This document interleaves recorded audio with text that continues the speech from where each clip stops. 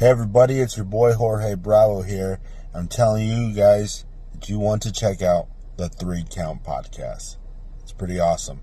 Thanks. Have a good one. I knew that she raised one.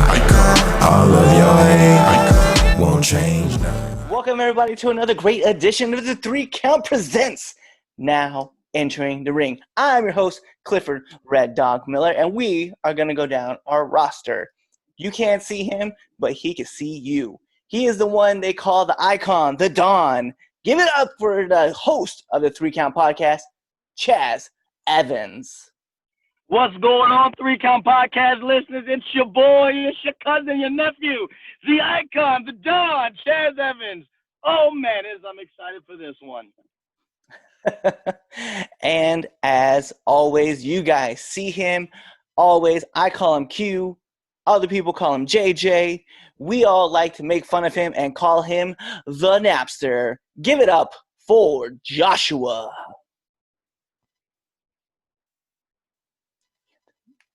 You're muted. This idiot. I wasn't expecting my whole full government name getting spread out there. My name is not Joshua. My name is, I don't know. But I like to think the sidewalks keep me off the street. Dangerous times. Got a revolutionary war going on outside, so make sure you're locked and loaded. Chitty, chitty, bang. Murder everything. And that's all for me.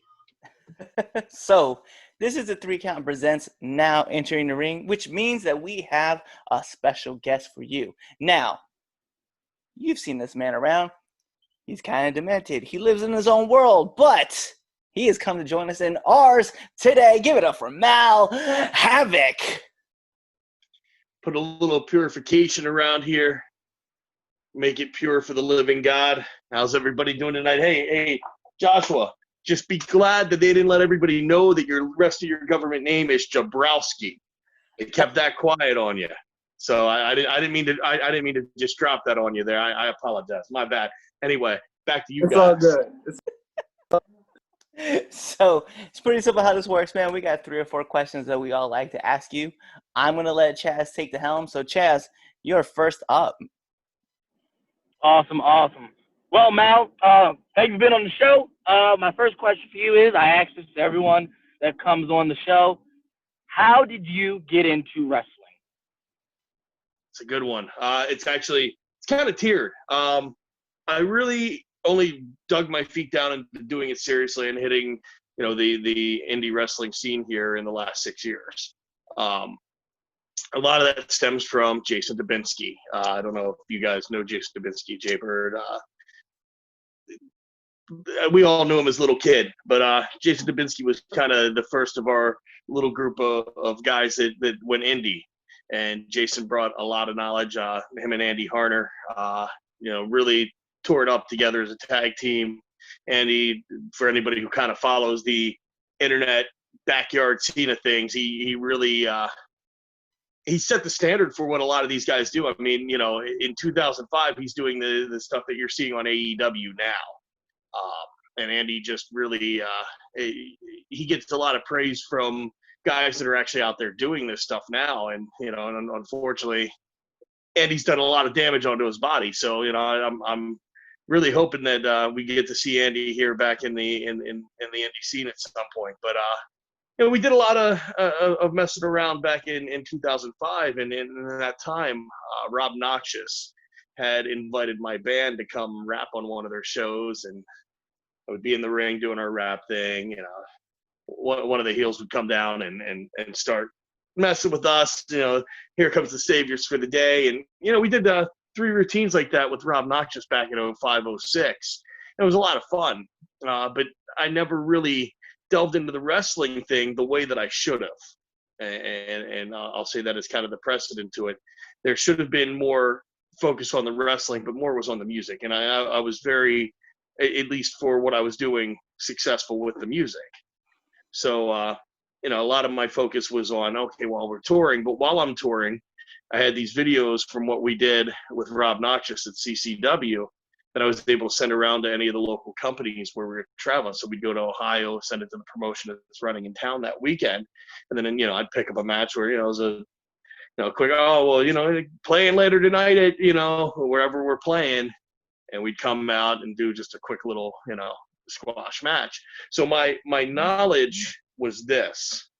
And had I had the foresight at the time, but being young, I just didn't, I don't know if I want to say I didn't have the courage to ask Rob to help me, and there was a guy that I didn't realize all these years he would have helped me really expand into what I do, and would have helped me really explode onto the scene quicker than I did. So, I took the knowledge that I had gotten from Jason Dubinsky, and when he had passed away, it was really, really crushing for me. I went to do his memorial show, and at that point in time, I had injured my back, so I just played in a management role, and I realized at that moment, it's like, no, I can't live my life like this, where my back's going to hinder me from being able to even just do things that I enjoyed doing, and I was able to do 5 years before. And it kind of put me to the point where it's like, no, I'm going to get my ass into the shape to do this. So I spent the next year really developing my character, building my online following for it, and building into what I do now. Put time into working out in the gym, training, getting my back rehabbed, and end of 2014, kind of burst into the West Virginia scene and moved up to doing SSW and LTW, and it kind of really led to what I'm doing today. Awesome. So the next question for you is, not necessarily what, but who has been an inspiration for you so far in your wrestling career? It's very, I'm going to say it's very staggered by the point in my time frame with it, because when you really go back to the time frame of 2005, 2006, you're talking about a span of 14 years here. I haven't been doing this solid for 14 years, but it's kind of okay. Well, this person led to point A and point B, and without these 4 individuals, I'm going to say that I wouldn't be doing anything that I'm doing right now. That's, of course, Jason Dubinsky being the starting point. He was the only person that really took the time to say, all right, look, here's what you need to do. Everybody else is messing around in the backyard, blah, blah, blah. Here's kind of what you need to put together to make a match, as opposed to just, okay, well, let's do some high spots and jump off some barrels through, into the bed of a truck, and having him to actually take that time with me, was amazing for me as far as a friendship bonding level with him. After Jason passed, and I didn't put much thought into it, but of course, there was that early thing where I mentioned with Rob Noxious, but he's a very intimidating guy. I don't know if you're familiar with Rob. Oh, he's been a guest on our show. Yes, yep, yeah. On the surface, Rob's very intimidating. You know what I mean? So I should have stepped up to Rob at that time and been like, hey, teach me. Let me learn, because there's so much to learn from a guy like that. You know what I mean? Mm-hmm. And I wish I would have stepped up and said, hey, teach me. But it took a decade to get to that point. After that, I'd met with Corey Gebhardt, who runs SSW. And, I'm going to put this in joint collateral with there. I was working an angle with Corey where for about 2 years we were running the main event in SSW, and very storyline based, very character based. And I had met Jim Norcross, who goes under the name Diamond Dex Cross. And me and Jim are like, it's Nick Bockwinkel, Bobby Heenan. You got 2 guys who can talk. You got the guy who really sells my character and gets it to the point where it's like, no, this is the living God. I didn't come up with that myself. He did. I was, I do the cult leader, blah, blah, blah. And, he took it to that next level and made it, matter. So halfway through that run with SSW where, we're main eventing for 2 years and actually pulling decent numbers at the gate, of course, smaller buildings, but to carry a story on the indies for that long and still have fan interest, I thought was phenomenal. And, he led me all the way to the point where I won the title. So, Corey Gebhardt, Jim Norcross, definitely instrumental in that point in my life. Coming out of that, I got an awesome opportunity with Pro Wrestling Empire. Unfortunately, they folded after my first show there. They pretty much folded after that. Not even pretty much. That was their last show. So, unfortunately, that opportunity, which I thought at the time, well, here's a company that's drawing 600-700 people a show. This is a cool break, and that was that. They lost their venue, and that can be the death note for some companies, and in their case, it definitely was. At that point, I had picked up with Triple WA and got working with some of Rob's guys. First one being King. And are you familiar with Malcolm? We are very familiar with Malcolm. Yes, we are. It's like wrestling a grizzly bear. I mean, he takes that smack, you can't hear it right out of your ear for the next 3 days. He smacks you in the neck. Getting in there with Malcolm really kind of, that was where things clicked. And it was like, my whole perspective on this changed. And, working with Malcolm then led to Adrian Bliss and Rob both approaching me and offering me spots respectively in Valor and CCW. And coming on with Valor and CCW, I mean, that was full circle for me, being that I was, in my late teens, early 20s, going to CCW shows and then rapping at CCW shows and then getting the opportunity to actually go into a CCW ring as one of their performers. It really brought that full circle to me. And being somebody, I don't have aspirations to go, to that next level. I can talk. I would love a talking position with any of the, mainstream companies. But as far as what I'm aspiring to do, I got a family, I'm not trying to take it to that next tier. So for me to get to, CCW, which looking up to Rob all those years, it was kind of like, all right, you're at that point where it's like things came full circle for me. I'm content. I'm happy with what I've done in the business, Awesome.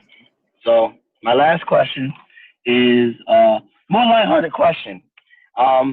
What's the hardest you've ever been hit in the wrestling ring? Hardest I've ever been hit. I'm gonna break this down into two separate tiers, and the first, because it was completely unexpected, and it was probably my fault for cheating. I black missed people, and I had I forget who even was our manager at the time. I can't remember her name. It was Insane Sam's valet was managing for us, and I called for the black mist, and she threw the black mist to me, and I caught it here in my chest, and as I caught it, Dawkins gave me a stomp in the middle of my spine, and it drove my black mist right into the middle of my chest, which is in a plastic bottle, but it didn't have a lot of give with a foot going into the back. Made me choke on my black mist. I could barely spit it when I finally got up. But that was definitely the most impactful feeling hit that I had, just because it got me right in the sternum. It was really unexpected. My least favorite hit to take is because I'm a germaphobe. I really, really, I get out of the wrestling ring, Purell, Chucky Manson's thumbtack bat. Thing that isn't even hard, but it's got all those little thumbtacks in it, and God only knows whose back it was in before mine. And, so yeah, that really freaks me out, And so I was none too happy about that, but I got the light end of that. Cyrus Parker took it into the middle of the head, and he told me afterwards. He said, "Oh, there's fragments of thumbtacks in my head," and I'm like, "Sure, there are, buddy."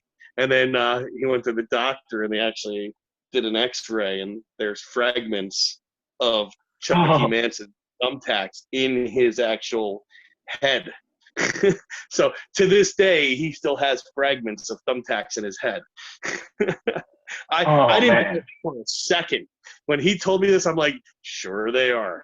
And then I read the doctor's report. It's not even like he told me the doctor said it. I read the doctor's report. There are thumbtacks in it. That would be terrible for getting like an MRI. Yeah, right. So you got to they just pull out up to the surface. Oh, Yeah, I don't know. Just the germaphobe in me makes that the worst hit you can take. I don't want to take a hit from a thumbtack bat that I don't know how many other indie dudes that was in, but I'm good. I am good. I took that one from it. I don't ever want to go near that damn bat again. few things that just make you go. Right. So I'm gonna go, and then we'll give it up to JJ to finish up, and then we'll do the 10 count questions. So my question for you is: every wrestler has one, and I'm just curious about your story. What has been your favorite fan interaction? That's tough. You know, I'm a sucker for the kids, man. Like, you know, if there's a child fan and they write and they want a picture, it's gonna get to them. You know, might take me a little while because I'm lazy with going to the post office. So unless I got something to mail to eBay, I'm not. You know, I hate the post office. It's like it ranks right with the DMV as far as like actual places that are like layers of hell on earth.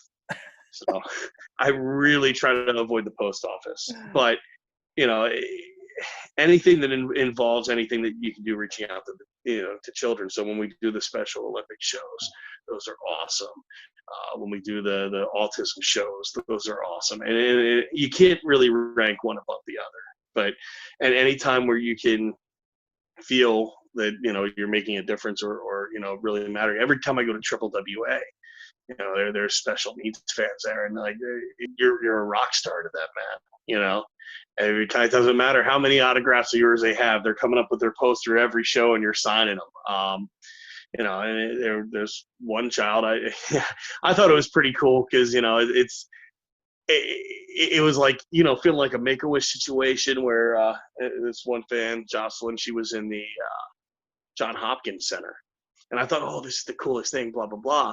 Well, I get there, and I find out Tommy Dreamer just left 30 minutes before I got there. So, like, how do you top that? Like, well, okay, here's some pendants, you know? But, you know, it was cool. She, you know, her mom sent some photos over with her wearing the shirts and the pendants that I had dropped off and stuff. She really liked the pendant. So that was cool. But, you know, it's really hard to top Tommy Dreamer. Like, Tommy Dreamer is there. Earlier in the day, I think Shawn Michaels sent her a get well on Twitter. So, like, you're up here, and then down here. Well, you got to be, you know, you're in her top 3 now, like of all-time favorites. I hope so. I know a couple of the other guys top 3, but hopefully, you know, living God status stands for something, you know. Right. I mean, Shawn Michaels is retired. Tommy Dreamer, you know, he's still doing his thing, but you're right there. You're right there. So my next question for you, and this is probably going to be like one of the heaviest that I ask you, what's been the hardest thing about pro wrestling for you? Doing it the right way, getting into the business the right way, and doing it the wrong way for so long, and then having to figure out why it was wrong and fix it, and then trying to go back to people and tell them, look, you're going to do this, do it the right way. And I don't care how good you are in your backyard, blah, blah, blah. Like, bookers will book that now if you can sell tickets.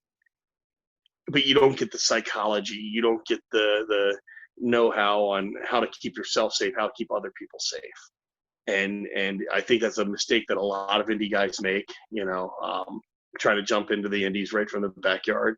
And I know, even though, you know, we had a warehouse and that was one thing that was really cool. You know, we had a warehouse down in Lebanon where we were training and, you know, getting together weekly and going over different aspects of it, everything from commentary to video work. But it just never was where it should have been and got me where I needed to be now. So it's like, you can climb the hill and just go at this incline the whole way, or you can climb the hill and have an incline that's a little bit lower, but then have a lot bigger of a hill to hit at the end. And, unfortunately, I hit the hill at the end at an older age than what I should have.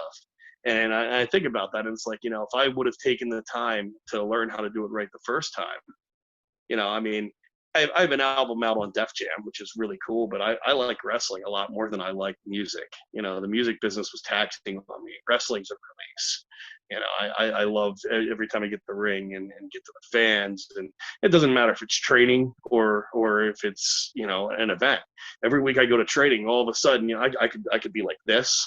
I'm up here, and I'm ready to go. Very rarely, unless it's like 98 degrees out, and then I'm ready to like give me a chair, But I'm very heat sensitive, so like unless it's hot out, there's nowhere that I'd rather be, outside of with my family is to be in a wrestling ring, And I never felt like that with music.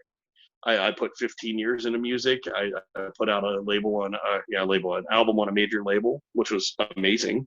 How many people can say that? But this is better, and it's funny because the politics of the business are the same.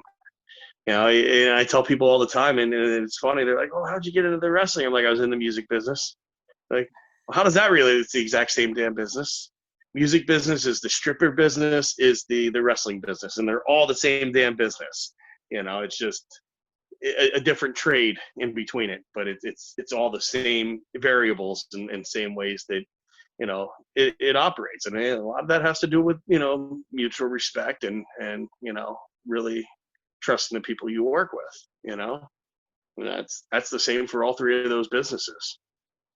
It's funny because I was just listening to Mega Ran, his song Sunset Flip with Xavier Woods, and they were talking about that. Like, he said, "What do you mean it's the same business, just different notes?" Or he's talking about it's the same sheet of music, just some different notes. And it's crazy to hear it that way, but when I look back at it, I'm just like, yeah, actually, you know what? That's very much how it is, and it's. I even was telling my booking agent, because she's been really lost. Like, that was all she did for 5 years. All she did was make phone calls for me all day. So now she's really lost, and she gets caught up into my political stuff now. And so she follows that religiously online. I'm like, Joelle, get into the wrestling. And she's like, what do you mean? I'm like, it's the same thing. Like, you could do this because it's a lot of networking, PR, and who you talk to and how you talk to them. And if and a lot of guys lack that. A lot of guys don't know how to approach somebody, don't know how to talk. And I've been blessed because of being in the music business that I can do that. I'm not shy about taking an opportunity or, going to earn an opportunity, and that's how it's always been in the music business for me. I'd go out and support the bands that I enjoyed locally and hope that an opportunity opened up for me, and that's a lot of the wrestling business. If you go to a show and, help carry some wood, you might get a spot on it. Yeah, that's very true. Networking is 100% the business, and it's something I thoroughly enjoy as well. So I can agree with that. My last question for you, man, is what drives you in the business? That's an interesting load question, because when I first started, it was really, okay, well, I want to do something cool that my kids can really appreciate. Hey, Dad went out there and did this, because they could never do that with the music. The music, they were stuck at home. They didn't get to go out and enjoy time with me. Literally, my music took my time away from my kids. And so the wrestling, it was, all right, well, I want to do this so that way my kids can enjoy it with me, and we can share in that. And it's something that I'm physically doing, where I'm going to their baseball games, I'm going to their soccer games. They can come and see me do what I do. And so that was my big driving force at the beginning. But now 6 years later, these kids are wrestling now, but I'm not. I'm having way too much fun with this, and so they were my inspiration to get in and do it. But I started a wrestling company with my dad. He just passed away in February, and now with him gone, it's my company, and that's not what I wanted. I didn't want to be the guy that's running the company. I wanted some input. I wanted to say, "No, these are my guys." But now it's mine. So once the restrictions lighten up a little bit, so that way, I can start running at a bar again, because that's where we run as a bar. That's definitely my plans. We're gonna be back up and running, and that's gonna be my driving force. Then I own a company. I have other workers that all want to be out there and have that opportunity too, and keeping it fresh for them and keeping it something new and different, not just an indie show, but something that's got story, that's got, we do live presentations, multiple camera angles and commentary, all going out live streamed, keeping that aspect of it and keeping it, constantly rolling, every other month. That's kind of the driving force now. It's the unexpected driving force. It's not what I had initially planned on, but if the kid's interest lower and my dad passing away, that's where I'm at, and I'm gonna keep going with it. I love wrestling. I've been watching since the very first memory I have is Macho Man Randy Savage dropping the bell down on Ricky Steamboat's larynx. That's my first wrestling memory. I didn't like either of them, and I'm like, oh, this is garbage. It's just, my dad was in my head about it, because he didn't like the violence. But as I got into it, he started taking me to the shows. We'd go, buy the nosebleed seats. We'd sneak down to the floors, and then go up front. And I just posted some amazing photos from Hershey. Roddy Piper and Rick Rude and the steel cage. And it looks like we're right there, because we ran up to the front and we those opportunities, great photos, and I got licked by one of the bushwhackers once. So, that kind of created that, environment for me. Everything was Roddy Piper, and I was bummed out when he quit. And, for me, it was always Piper, then Hogan, and then Kamala. And so I'm really bummed out about that too, man. That was crushing on Sunday, man. Like, my wife's like, "You're not going to cry, are you?" I'm like, "I don't know. I'm feeling pretty close to it." Like, this is Kamala. Like, I just messaged a guy on Facebook twice within the last 6 months trying to, but I came to find out, I guess he was having ongoing health issues and he wasn't checking his Facebook messages. And that explained why. But I really wanted to book him, and I was concerned because I knew he'd lost both of his legs. I'm like, I'd really like to have Kamala, So unfortunately, that time has passed now. But it's just doing what I love keeps it going, man. Yeah, I mean, I definitely, I got you, man. So I'm gonna give it up to JJ now. Alrighty. What's up, JJ? How you doing? I'm doing great. Alrighty, so I guess it's my turn.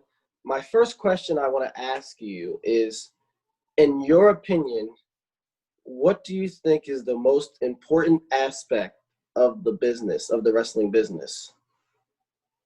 Psychology, because it's not, if you would have asked me this 4 years ago, I would have glanced right over it. Spending the last year and a half, 2 years with Rob and learning why I do things in the ring, learning why I'm going to focus on the build in the match, and guys don't do it. When you see one guy Irish whip in a tag match his opponent into the opponent's corner so they can make a tag, like, why did that just happen? And it's really it's amazing in the last year and a half, 2 years, how my mind has changed when I watch wrestling, when I watch a match, and it's like, oh, why did that just happen? You start saying things under your breath, son of a, like, you get so hot on it when it's like, oh my god, why did that just happen? And that psychological standpoint on it's so important, because if I'm going to take you by the arm and I'm going to whip you into the corner like that, you shouldn't be moving. And I don't care how big I am and how small you are, but if I'm not going to get the full force, and get that going in you, why? If I'm going to throw a forearm on you and you're not collapsing under it, why am I throwing it? Every move that I do now, I try to make sure that it's got the most purpose possible. with as little exertion as possible too. 460 pounds, 500 pounds, it's a lot of weight to move. So if I'm hitting you and I'm exerting that energy to hit you, it's going to be from back here, and I'm going to drive that hit through, because why exert more energy than have to, I understand. Yeah, I understand completely, because I've recently been seeing matches, and it's like, oh wait, I understand more. As you're starting to get older, you start to realize, how the business works. So my next question for you: what would be the best advice you could give to up-and-coming wrestlers coming into the industry? Find a school, reputable one preferably, and train. If you got something near you, I go an hour and a half almost to get to the Rob's training facility. Go. An hour and a half is nothing. And if you're, depending on where you're at, in Pennsylvania, you got the Dungeon, which is only an hour away from Fort Knox. So you got an option in the Reading area. You got an option in the Harrisburg area. Just do it.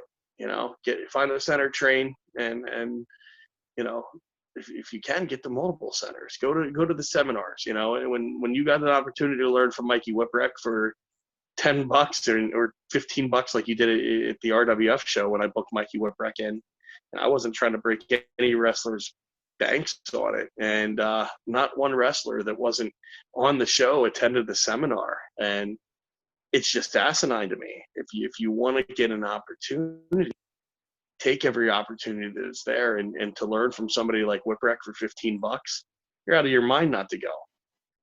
Everybody from Fort Knox was there, but it's asinine. I get if there's $50 and it's like 5 hours away, you can't make it. But if there's something that within any type of reasonable distance and price range, be there. And that's one thing that I haven't delved into, is the the name seminars myself. I'd like to, finding the time around juggling being a dad. That's what it really comes down to. You got to take the time to really dedicate it to perfecting what you do. And so I think that's the most important thing for anybody getting into it. Realize that it's a dedication. You're not just going out there, and it's not all fame and glory, and you get to go out and woo the fans, and some guys are brought in that way and probably shouldn't have been given all the big pushes that they were right out the gate, because it hinders them. And it did for me. I did over 100 matches without ever taking a loss. I think our official count was 149-0 before I took my first pinfall. But that was in 4 different companies. So my size led to those advantages, and it was probably the biggest crippling factor for me, was the fact that I didn't lose, and I should have. And I should have been counting the stars a couple times before I even got to that opportunity, and I didn't. But I think that younger guys need that. They need to go somewhere to grow and learn and really cut their teeth before they get in front of an audience, because not everybody's got that natural presence. Yeah. Wow. 149. 149 was the count. It was over 100 matches though in 4 different companies. So wow, that's insane. All right, so my last and final question for you. Let's say we had a time machine, right? And we fast forward 5 years. Where do you see yourself in 5 years? I wish that I could put a lot of hopes and aspirations past, everything going on in the world right now. Mm-hmm. I just want to get the shows back up and running. I'm looking next year. You know what I mean? I want to look at 2021 and say, hey, I want RWF, which is now my company. I want RWF to be able to run, 7 real successful shows.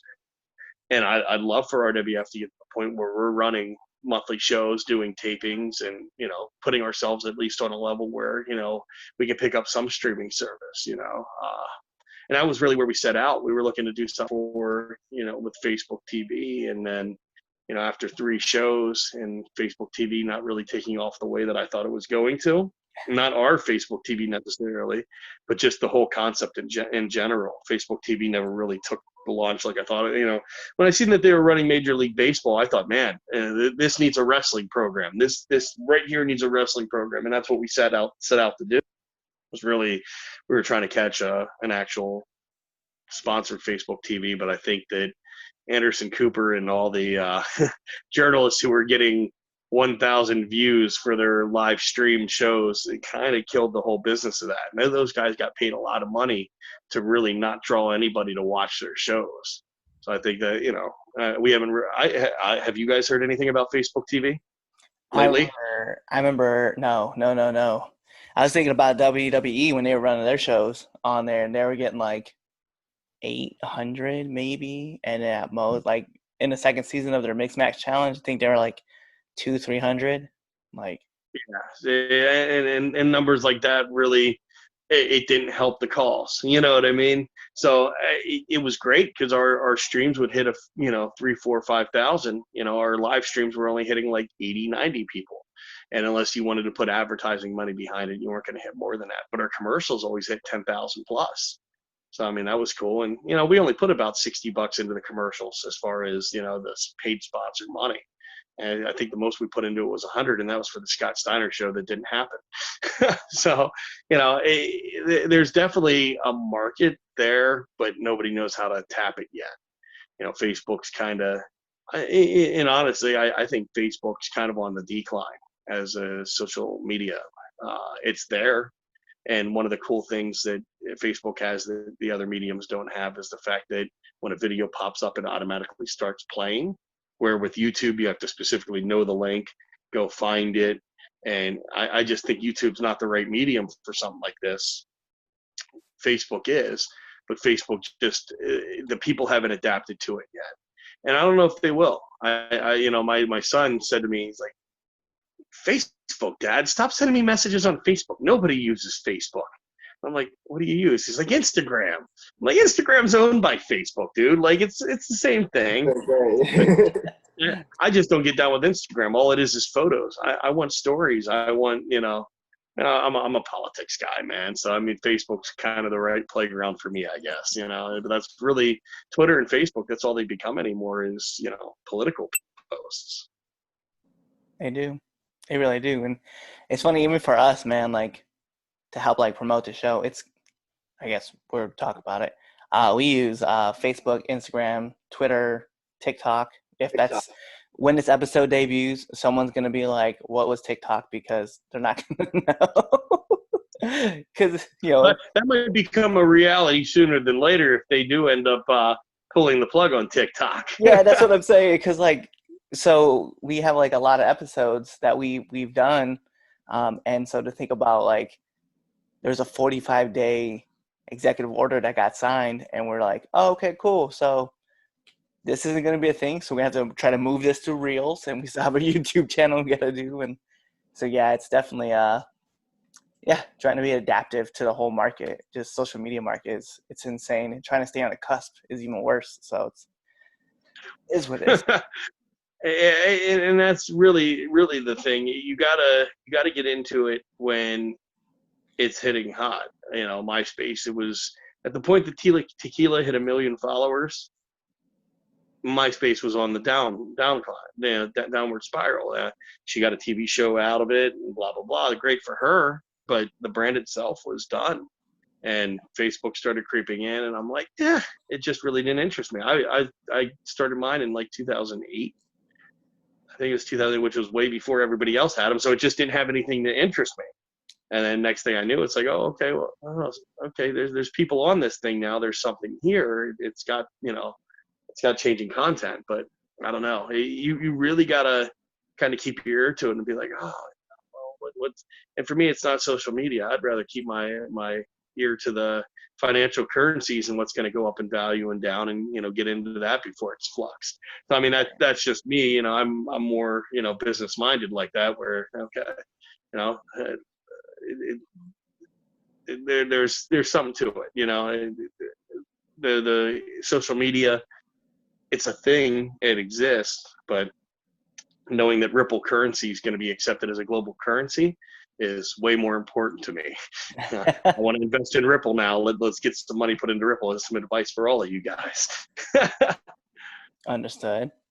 No, I to give you an idea of how old I am, I was invited to Facebook through my college email address. That'll tell you. I think I was like in the 2000s of like people who were on Facebook when it first came out. There you go. 2003, man. I'll never forget it. I didn't even know Facebook was around in 2000. I didn't know that was a thing. Yeah, I had MySpace. I learned how to code. I was so cool. I had a top 32. Yeah, we didn't have top 5s. Like everybody else was like, oh, my top 8. I had top 32 because I learned how to code finally. So yeah, I was able to do all that stuff. And that was the one thing about MySpace that was really cool. I think you said Facebook. I got you. So 2003, you were on MySpace. So I was on MySpace in 2002. I was on Facebook in 2003. Oh, wow. Okay. I think that's the one thing that, I think if Facebook adopted, it could really become a lot. Oh, there goes my banner. It's falling. But I think if Facebook kind of adopted the same type of mentality that MySpace had, where you could edit your page to your liking, like to that full, coding level that they had it, I think it might find new life, but I don't know. But both mediums seem like they're on the downward trend. Yeah. I remember when it was like and poke. Like that was the only things you could do on Facebook. So enough with like reminiscing about the past, man. We're going to talk about these world famous 10 count questions. So on to the questions. It's pretty simple. 10 questions. First thought that comes to your mind. We're going to put on the imaginary timer. Bing! There it is. And here we go. Raw or SmackDown? Raw. Favorite Tool song? You're pandering to the shirt, aren't you? I am pandering to the shirt. Song 2. We won't call it by its proper name. It's a Friday night. What are you doing? Spending time with the kids. Right on. Wrestling. Yeah. No, actually, every Friday now is wrestling training night for me. It was Sundays, but I've moved to Fridays because it's too hot during the day on Sundays. So, training. Best wrestling faction? Man. Ooh. What's my time limit on this? Look, I'm going to say one that nobody's probably going to expect. The Brood. The Brood. Everybody's going to say DX, NWO. No, The Brood. That was the coolest entrance in wrestling ever, period. The rising up out of the flames, the spitting of the blood. I mean, so much happened before they got in the ring. Yes, I can agree with that. The last show you binge watched? Oh my God, what is that? Future Man. And if you haven't seen it, watch it. Yeah, check it the out. Best. Future Man is amazing. Batman or Superman? Batman. Hey, let's go. Too hot or too cold? I like it too cold. So always too cold. Hawk or Animal? Animal. Hey, let's go. Favorite movie? The Crow. Definitely The Crow. Yes. Let's go. I got married on Halloween because of The Crow. Okay. and my son is Draven. So, yeah. Brandon Lee is my dude. And last but not least, my favorite question to ask every single person that comes on this show. Favorite curse word? Favorite curse word? Am I supposed to say it? Yes. Cunt. Hey, let's go. Because when you're on a phone call and somebody just pushes that final button and you fucking cunt, and that blurts out, that's the end of the call.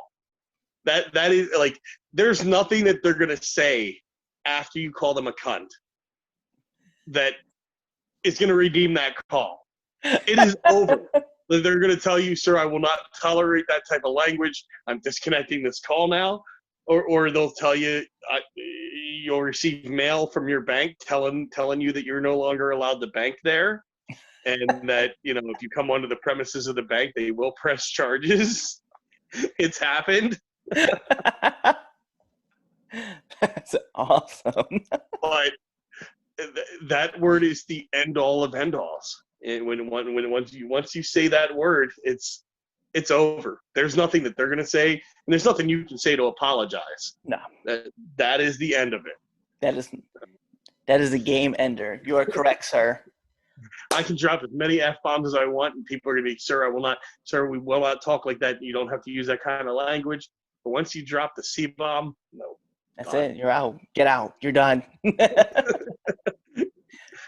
Well, I feel like it's a positive note to end. Next step after that is a call to the cops. That's just the next progressive. Leave the property now, and you're banned. And I've gotten really good with that. I've gotten that under control with not getting kicked out and banned from places. But I'll tell you what I found most weird about that in life. Being of my stature, being that I'm the size of two of most of these people that I come into contact with. I found that being nice gets the cops called to me a lot quicker when I disagree with them.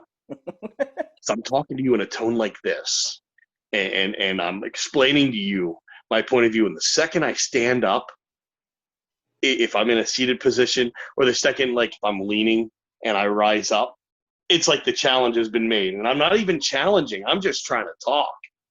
And it's like, you need to leave, and you get that, you know, the whole cop routine. It's about on my nerves now at this point, to be quite frank with you. I'm a big addict. You know, I got I got bronchial asthma, you know, or as they call it now, they call it like sports related asthma. Yeah. So guess what I can't wear right now? Is anything over this? But anything outside of wearing a mask for 30 seconds, just, I can't. And let me tell you how that goes over when you go into these places that are very insistent that you wear one. And it's like, sir, you know, here's the regulations. And I'll pull it out on my phone, and I'm like, come here. And I'll on the phone. The second that I'm like, look, is this the decision you want to make? Leave. Without fail. But I did get a $50 gift card from Kohl's. I did. The store manager heard about the situation the next day after they kicked me out, and he called me and he apologized, and he sent me a $50 gift card. So sometimes you win, but they did totally kick me out of Kohl's yesterday. It's terrible, man. I'm Awful. People are more fanatical about these damn masks than they are condoms. Like, we should be focusing on, you know, wearing protection for that instead of, you know, our rat holes. That is so true. So true. Oh man. Okay. We can talk. We got to wrap this up. So, on that note of always wear protection, whether it's a mask, even though I know you can, or for medical reasons you cannot, or, you know, you're just not wanting to get somebody pregnant, okay? Protection. But that is the 3 Count Podcast now entering the ring. The man, Mal Havock. Also on the show, you know, is JJ, because he's awesome too. So I'm Clifford Red Dog Miller, and tune into the next episode. So be there or be somewhere else. What's going on, 3 Count Nation? I'm Clifford Red Dog Miller with the catchphrase.